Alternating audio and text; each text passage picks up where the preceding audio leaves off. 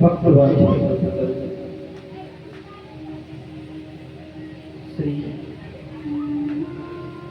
कालभैरव विरंजन पीताम्बर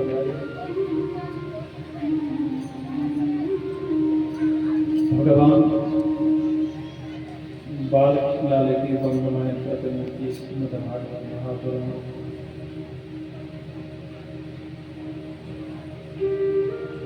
दत्त चित्त से श्री राधा माधव के चरण कमल का स्मरण करते हुए आप और हम मिलकर के इस नवदिवसीय श्रीमद् भागवत महापुराण ज्ञान के आयोजन में आज प्रथम दिवस में प्रवेश करते हैं।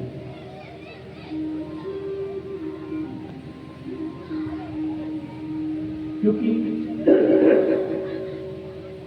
शास्त्र कहता है भाग्योदय बहुजन्म समार्जितेन सत्संगम च लभते पुरुषो यदा वै अज्ञान हेतु कृत मोह मतांधकारणासं विदाहि ततो दैते विवेक भाग्योदयेन बहुजन्म समर्थितेन सत्संगम च लभते पुरुषो यदा वै अज्ञान हेतु कृत मोह मतांधकारणासं विदाहि ततो दैते विवेक। अर्थात हमारे जन्म जन्मांतर का जब भाग्य उदय होता है, मनुष्य का जन्म जन्मांतर का जब भाग्य उदय होता है तब कहीं जाकर के सत्संगम च लभते पुरुषो यदा वै सत्संग की प्राप्ति होती है। एक जन्म, दो जन्म, चार जन्म, 10 जन्म नहीं, बहु जन्म, बहुत सारे जन्म, जितने जन्म जन्मांतर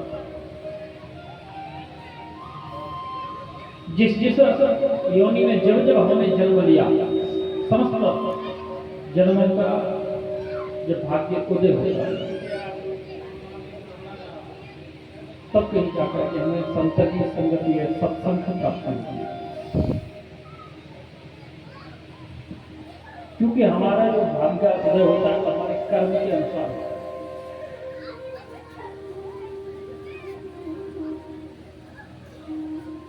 कर्म 3 प्रकार के हैं। एक है संचित कर्म, एक है प्रारब्ध कर्म और एक है वर्तमान कर्म। संचित कर्म यानी संचय माने इकट्ठा करना, एकत्रित करना।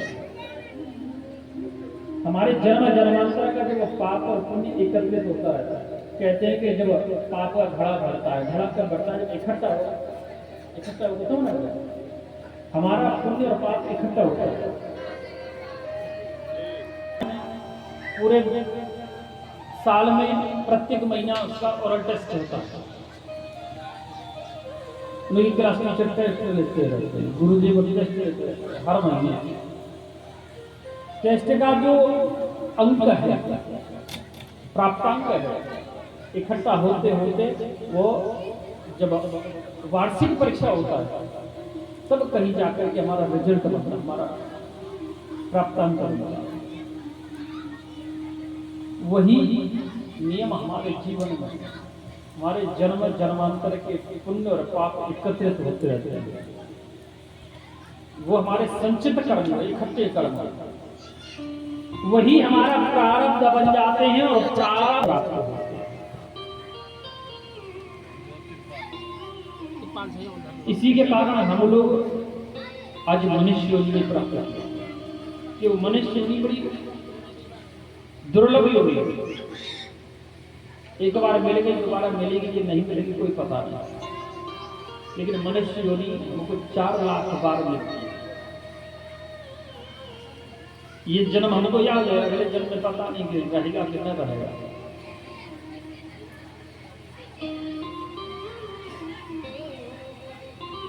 एक तो हमें मनुष्य नहीं मिली, उसमें भी हम धर्म के रास्ते से, सनातन धर्म से विपक्ष रहे, विमुख रहे, तो हमारा मनुष्य होने का कोई लाभ नहीं हुआ। फिर हमारे अंदर और पशु के अंदर भेद ही क्या है? भगवान की बनाए हुए जितने भी जीव हैं, मनुष्य एक ऐसा प्राणी है जिसमें सोचने समझने की और करने की समर्थ है। तभी तो कहा भगवान ने कि मानुष जन्म में तुझको हीरा दिया, तुम वृथा गमाए, तुमने क्या किया?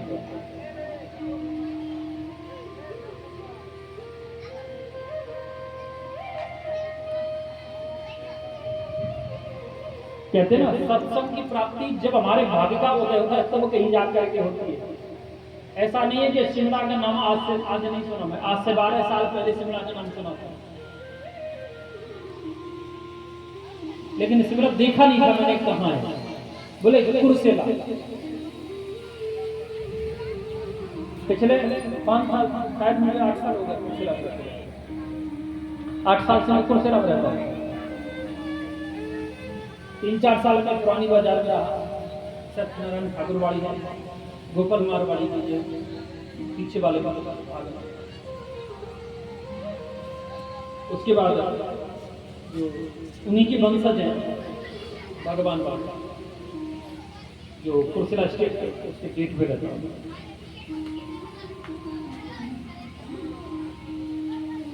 नाम सुना था, देखा नहीं, लेकिन ये मेरा, आप भाग्यशाली हैं, आप भाग्यवान हैं, आप लोगों के गांव सिमरा में भागवत कथा हो रहा है, आप भाग्यवान हैं।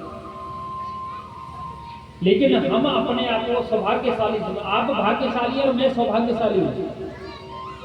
आप भाग्यशाली इसलिए कि आपके गांव में भागवत कथा का आयोजन हुआ, और ये आयोजन हुआ है आप सभी के निमित्त, आप सभी का, एकमात्र किसी का नहीं। आप भाग्यशाली, और हम स्वयं अपने आप को सौभाग्यशाली मानते हैं जो आप जैसे लोगों के दर्शन करने को प्राप्त हुआ।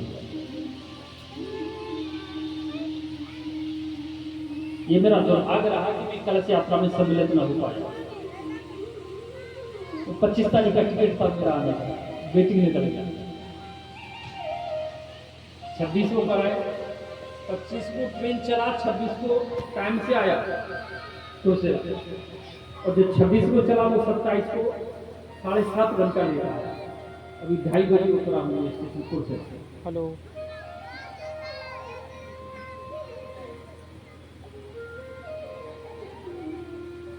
आज जो हमारी बहनों ने बड़ा कठिन परिश्रम करके कलश उठाया। आखिरकार हम कलश रखती ही क्यों? क्या कारण? आप भागवत कथा में देख रहे हैं कलश रखा गया। आप लोगों के घर में जब सत्यनारायण की पूजा पंडित जी कराने के लिए आता है तो वो भी कलश रखता है, रखता है कि नहीं? और जब आपके घर में कोई गृह प्रवेश होता है या गृह निर्माण होता है, भूमि पूजन भी होता है, उसमें भी कलश की स्थापना पंडित जी कराता है। घर में जो विवाह शादी होती है तो भी कलश स्थापना होती है, कलश बैठाते हैं। जो दुर्गा पूजा इत्यादि माता के व्रत जो आते हैं उसमें भी हम कलश की स्थापना करते हैं। आखिर क्यों करते हैं हम कलश की स्थापना? कभी आप लोगों ने विचार किया है? कलश का प्रभाव देखें आप, क्या चीज है कलश?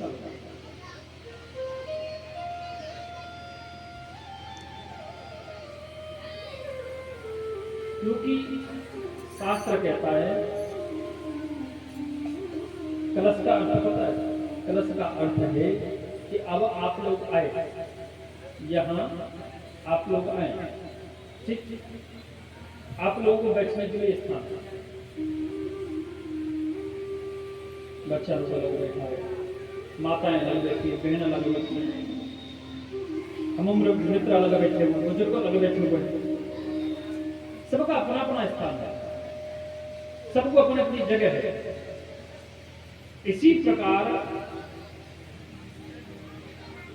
जब कहीं कोई पूजा पाठ, कोई आयोजन होता है, अनुष्ठान होता है, तो वहां जिस प्रकार के देवी देवता का आह्वान किया जाता है, उसी के निमित्त, उसी के नाम से वहां पर वेदी रचना की जाती है।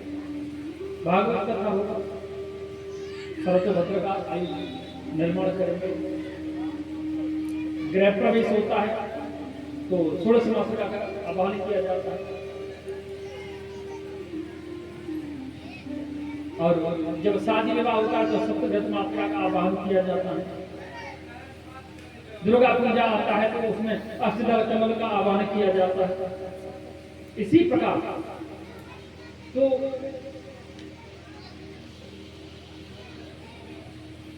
हमें जब यजमान कोई कार्य कर रहा है, यजमान के घर में हमने वेदी रचना किया और हमने पूजन पाठ कराया, यजमान का 15-20 हजार का खर्चा हुआ और हमने पूजा पाठ कराई, और जो वेदी रचना बनाए, क्योंकि जब तक वेदी नहीं बनाएंगे, जब तक आपको हम बैठने के लिए कुर्सी नहीं देंगे, क्या जब तक आप हमारे दरवाजे में बैठिएगा?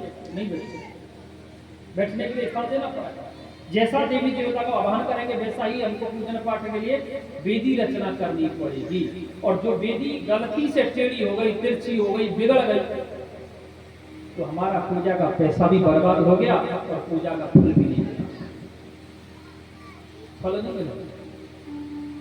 ऐसा कौन सा कार्य है जो पूजा भी किया जाए, गलती भी हो जाए और वो क्षमा भी हो जाए, लाभ भी मिल जाए?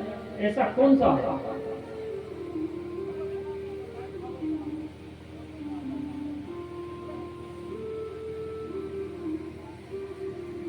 ऐसा क्या कार्य करना चाहिए?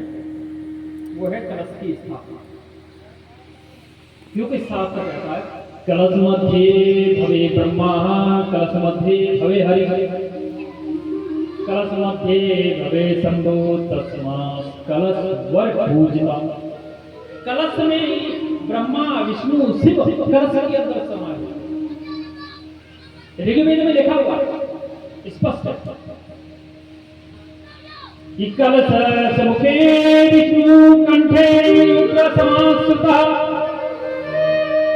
मूले स्थिते ब्रह्मा मध्ये मातृगणा स्मृता, कुक्षो तु सागरा सर्वे सप्तदीप वसुंधरा। कलश मुखे विष्णु, कलश का जो मुख है, कलश का जो मुख है ना, उसमें भगवान विष्णु का निवास है। जहां से कलश में हम जल डालते हैं उसमें भगवान विष्णु निवास है। कलश मुखे विष्णु कंठे रुद्र, कंठ जहां से कलश को पकड़ा जाता है वो कंठ जो इसको बोला जाता है उसमें भगवान शिव का निवास है। मूले स्थित ब्रह्मा, मूल माने अंत में, जड़ में, मूल में कर्ता ब्रह्मा जी निवास करते हैं। मध्य मातृगण, मध्य में इन सब के मध्य में 16 माताएं, चतुष्टयोगी माताएं निवास करती हैं। यही नहीं जाता है कलश का प्रभाव। सागर, बगल, गर्भ जिसको कहा जाता है, वहां महासागर समस्त नदियों के साथ निवास करता है। उसी कुक्ष में माता पृथ्वी अपने साथ द्वीप लेकर सप्तद्वीप वसुंधरा, वसुंधरा मतलब पृथ्वी का पर्यायवाची, धरा वसुंधरा, पृथ्वी भू भूमि पर्यायवाची। माता पृथ्वी भी अपने साथ द्वीप के साथ इसी कलश के अंदर निवास करती है। और क्या है इस कलश में? ऋग्वेद, यजुर्वेद, सामवेद, अथर्वण, अर्थात 4 वेद हैं। ऋग्वेद, यजुर्वेद, सामवेद, अथर्ववेद, 4 वेद इसी के अंदर निवास करते हैं।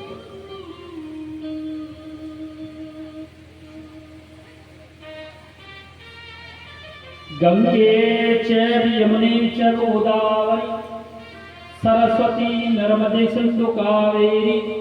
गंगा, यमुना, क्षिप्रा, वेदवती, कावेरी, गंगे, शरीर, महेंद्र गंगा, अनेक अनेक नदियां भी समुद्र सहित इसमें निवास करती हैं। इसलिए कहते हैं अंग से कलशम को समासुता देव पूज्य कारक। देव पूजा में सबसे बड़ा कारक है कलश, सबसे बड़ा कारक। अगर हम कलश की स्थापना कर दें और गलती से कोई वेदी बनाने में गलती हो जाए, पूजा में गलती हो जाए, किसी भी चीज में अगर छोटी मोटी कोई गलती हो जाती है तो वो क्षमा हो जाती है। इसलिए हम कलश भगवान की स्थापना करते हैं। बोलिए श्री परम कलश भगवान की जय। ये वही कलश है जो समुद्र मंथन से निकला था, जिसमें अमृत था। इसका नाम है कुंभ। इसको शुद्ध शब्द पुकारा जाता है कुंभ। कुंभ 3 प्रकार के होते हैं। एक कुंभ है जो पृथ्वी पे मेला लगता है, पता है कहां? जब भगवान धर्मंतरी समुद्र मंथन के समय अमृत कलश लेकर के निकले, आपस में झगड़ा हुआ, कलश से कुछ अमृत की बूंदें पृथ्वी पर गिर गई। एक गिरी थी नेपाल में, एक हमारे प्रयागराज में, नासिक में, उज्जैन में, हरिद्वार में, वृंदावन में, जहां आज भी कुंभ का मेला लगता है। एक कुंभ कहा जाता है गौ माता के कुंभ को। आपने देखा होगा गौ माता को, गौ माता के जो पीछे में ना, गर्दन के पीछे दोनों अगला वाला जो पैर होता है, पैर के ऊपर गर्दन के पीछे उभरा हुआ जो भाग होता है, ऐसे उभरा हुआ भाग, क्या बोलते हैं आप लोग? क्या बोलते हैं?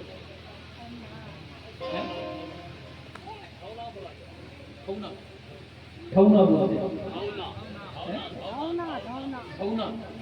धौना बोलते हैं। उसको कुंभ कहा जाता है। जिसको ब्लड प्रेशर रहता है, जिसको डायबिटीज रहता है, या जिसको चर्म रोग रहता है, गौ माता के धौना का सेवा करता है।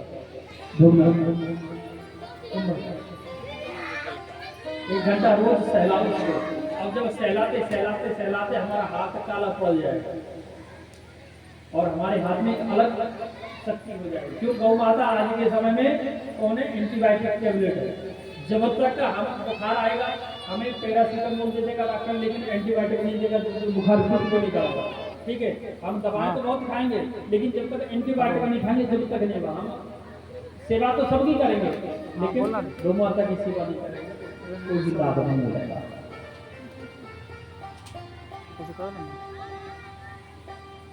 तीसरा कुंभ है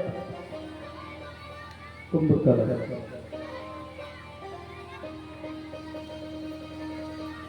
जिसको आज हमारी माताओं ने स्थापना किया।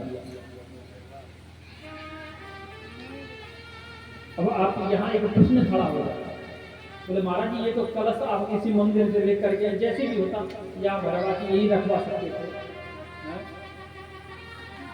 आपने इतनी दूर नदी तक गए, फिर गांव का परिक्रमा कराए, नंगे पैर जल गए, भोगा पड़ गए, हैं इतना कष्ट उठाना पड़ा हम लोगों को, हैं इतना जरूरत क्या थी इन सबको? इसकी जरूरत पड़ती क्यों पड़ता है? इसलिए पड़ती है कि अभी हमें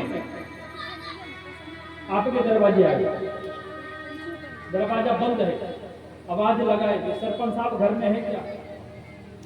दरवाजा बंद है, दरवाजा बजाए, दूर बजाए, आवाज लगाए,